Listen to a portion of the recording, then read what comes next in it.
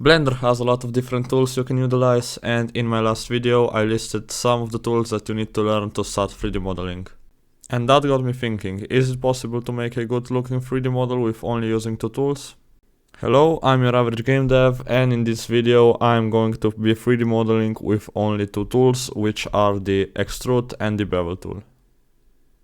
Now before the video starts, please join my Discord server, the link is in the description down below.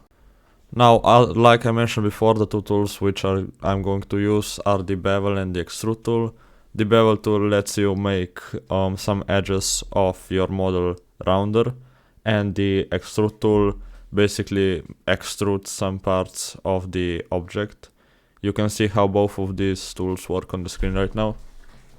Also, the shortcuts for these two tools are E for the extrude tool and Ctrl B for the bevel tool.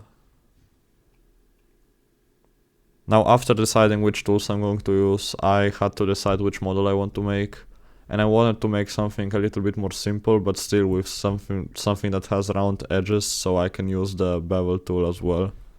And after some brainstorming, I decided to just go on Google and search up 3D models.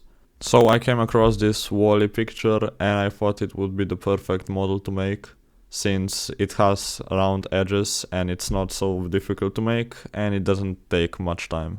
Now, the first thing I had to do was to import some pictures of different perspectives of WALL-E's head, so I can just imagine how everything is composed of. And I didn't find any particular pictures that shows the side of the head, so I had to go with this Lego picture.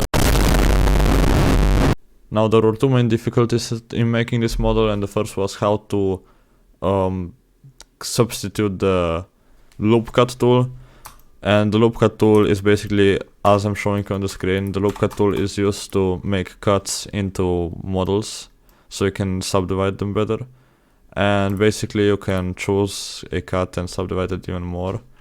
And this is used into when curving objects on different curves. You will see that later. But when you don't have the option to use the loop cut tool, I had to improvise, and I had to manually extrude every part of the model manually, so the model doesn't come so smoothly and it has a lot of sharp edges. So that was the first problem.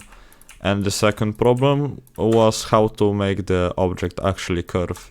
So if I had all the tools available, as you can see, curving would be pretty easy. I could just make an object, apply a curve modifier on it, and then curve it on the curve.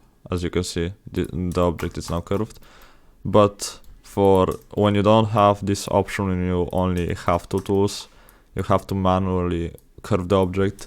But fortunately, you have this thing right here called proportional editing, which lets you, at least for a little, curve the object as you want. It's not as useful as the curve, since, as you can see here, the object is actually deformed. It's thicker on some parts than the others, so that's why the wires on the model didn't come as I wanted.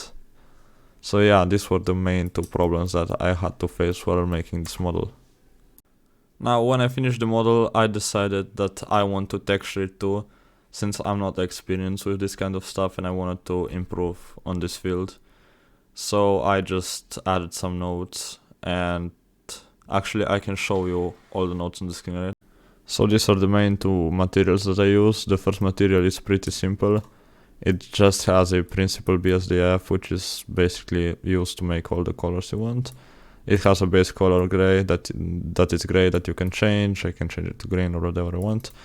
And basically it has a bump node attached to it and a noise texture attached to it, which means that light is actually represented in different ways. So you can actually see a little bit of more 3D texturing, even though the textures are flat. And the noise texture is basically used to make these little grains. You can scale everything up or down. You can adjust the details and the roughness. As you can see now, it's not that rough. And yeah, this is the first material. Oh, the last thing I forgot, if I were to plug the noise texture into the base color directly, wait, let me show you. I'll just wait for it to load. The texture would appear white because I have no color ramp attached, and it wouldn't appear as 3D as it is right now.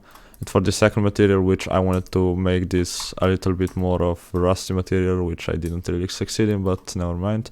I used a mix node which actually mixes two colors, so everything is not so vivid.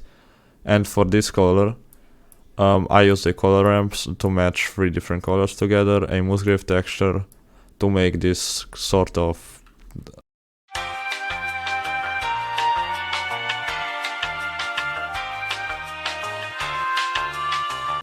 dot, and then I had to use a mapping a texture coordinate node to make everything so it can move here and there.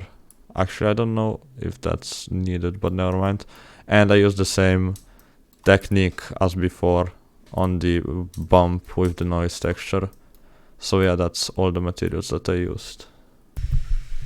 In the end, I decided to make a little animation as well, and on the screen right now you can see the finished model. Anyways, thanks for watching, please like and subscribe, and see you in the next one.